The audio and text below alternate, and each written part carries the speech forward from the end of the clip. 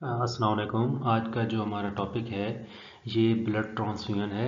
ये जो specific lecture है ये नर्सिंग पॉइंट ऑफ व्यू से डिज़ाइन किया गया है कि हमारे वार्ड में जो हमारा नर्सिंग स्टाफ काम कर रहा होता है वो कैसे डील करे पेशेंट्स को और ब्लड ट्रांसफ्यूजन के सारे प्रोसीजर को।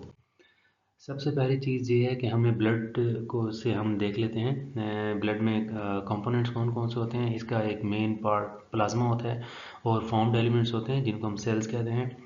और उन सेल्स के अंदर रेड ब्लड सेल्स आ जाते हैं जिनको हम एरिथ्रोसाइट्स कहते हैं, वाइट ब्लड सेल्स आ जाते हैं जिनको हम ल्यूकोसाइट्स कहते हैं, और प्लेटलेट्स आ जाते हैं। इसी तरह जो वाइट ब्लड सेल्स हैं इनकी दो टाइप्स होती हैं, एक ग्रेन्युलोसाइट्स जिनके अंदर ग्रेन्यूल्स नहीं होते और ग्रेन्युलोसाइट्स जिनके अंदर ग्रेन्यूल्स होते हैं। अब जिनके अंदर ग्रेन्यूल्स होते हैं वो तीन हिस्सों में हम उनको डिवाइड करते हैं, बेसोफिल्स, एसिनोफिल्स और न्यूट्रोफिल्स। ये इनकी डायग्राम्स हैं। और इसी तरह जो ए ग्रेन्युलोसाइट्स होते हैं उनमें मोनोसाइट्स और लिम्फोसाइट्स आ जाते हैं। और लिम्फोसाइट्स की भी फर्दर दो टाइप्स होते हैं जिनको हम टी लिम्फोसाइट्स या टी सेल्स या बी लिम्फोसाइट्स या बी सेल्स कहते हैं। इनकी भी फर्दर टाइप्स हैं लेकिन हमें बस इतना ही काफ़ी है। अब जो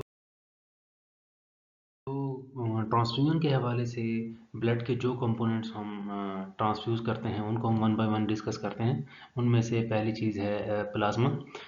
प्लाज्मा का जो हम पार्ट या जो चीज़ हम ट्रांसफ्यूज़ करते हैं उसको एफएफपी कहते हैं, फ्रेश फ्रोजन प्लाज्मा।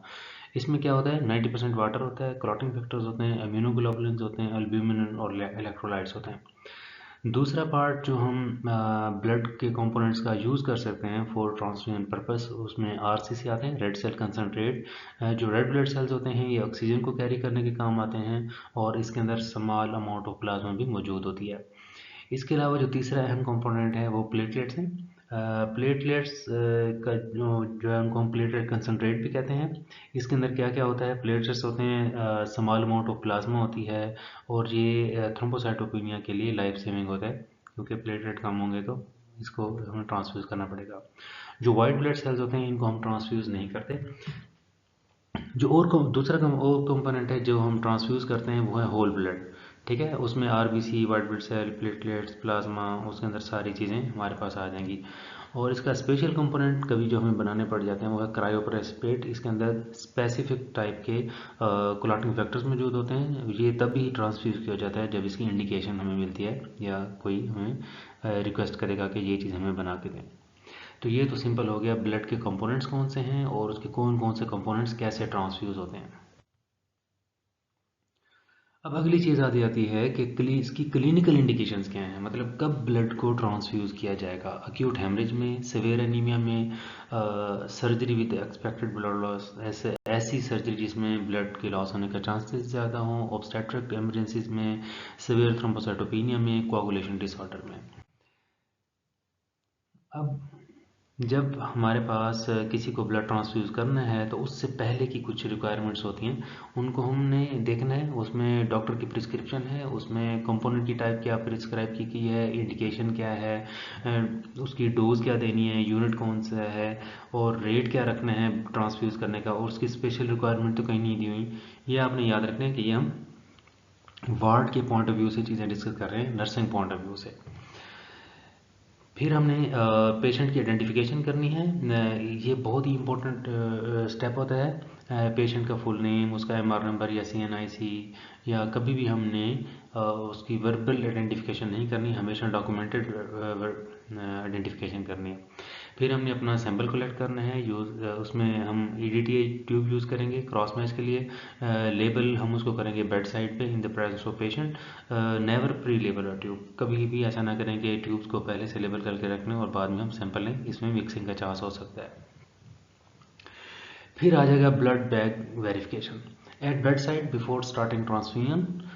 हमने ये सारी चीज़ें मैच करनी है। पेशेंट का नाम है, एमआर नंबर है, ब्लड ग्रुप है, यूनिट नंबर है, क्रॉस मैच स्टेटस है, एक्सपायरी डेट है।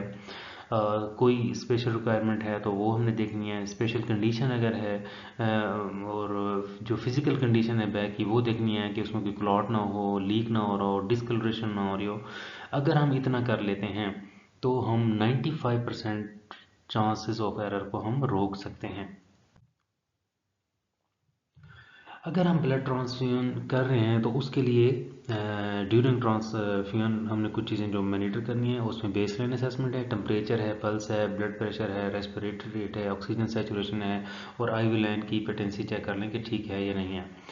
जब हम ब्लड ट्रांसफ्यूजन स्टार्ट करेंगे तो हमने उसको बहुत ही स्लो लेवल उस पर रखना है, स्लो रेट पे रखना है, 2 ml पर मिनट फॉर फर्स्ट 15 मिनट्स। हमने पेशेंट को कंटिन्यूसली मॉनिटर करना है, ऑब्जर्व करना है। अगर वो स्टेबल है तो हम ट्रांसफ्यूजन का रेट बढ़ा सकते हैं। साथ में उसके साथ जो है ना, हमने हर 15 मिनट बाद जो है ना वाइटल्स रिकॉर्ड करने हैं, ठीक है।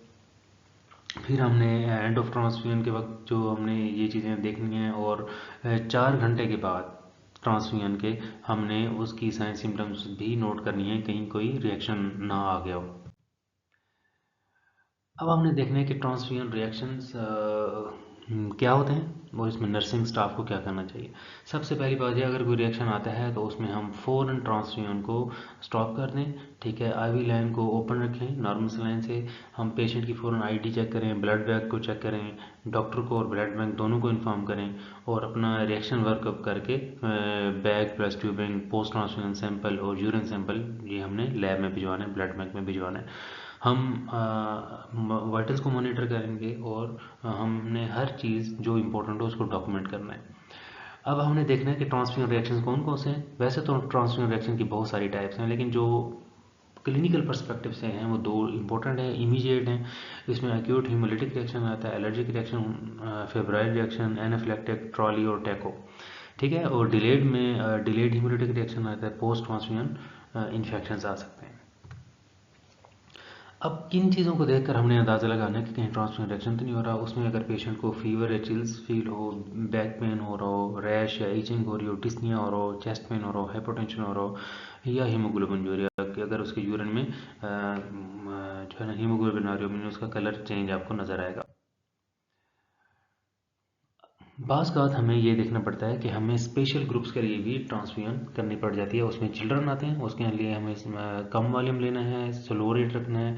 प्रेगनेंसी के पेशेंट के हमें करनी पड़ सकती है, उसमें आर एच फैक्टर को हमने स्पेसिफिकली देखना है, टी डी और पोस्टमार्टम हेमरेज।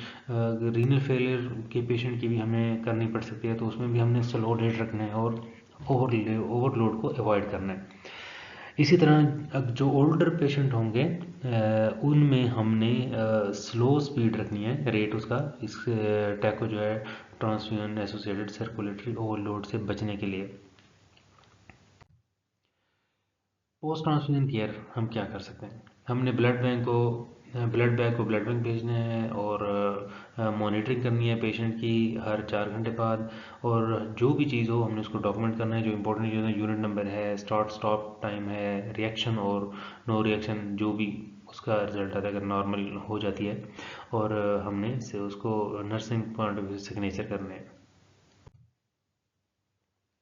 सबसे इम्पोर्टेंट चीज़, अगर हम ये 4-5 पॉइंट्स देख लेंगे तो इसमें हमारी ट्रांसफ्यूजन 100% क्लियर हो जाएगी। उसमें हमने क्या क्या करना है, राइट पेशेंट हो इसको इंश्योर करना है, राइट ब्लड कंपोनेंट हो, जो कहा गया था वही कंपोनेंट आया है वही हम लगा रहे हैं, ब्लड ग्रुप ठीक हो, राइट डोज हो, क्योंकि डोज बड़ी इंपॉर्टेंट मैटर करती है। अगर 100 ml लगाना है या 400 या जितना भी, राइट टाइम हो, राइट रीज़न हो क्यों हम लगा रहे हैं, और उसकी डॉक्यूमेंटेशन प्रॉपर हो, तो हमारे जो चांसेस ऑफ एरर हैं वो बिल्कुल रिड्यूस हो सकते हैं।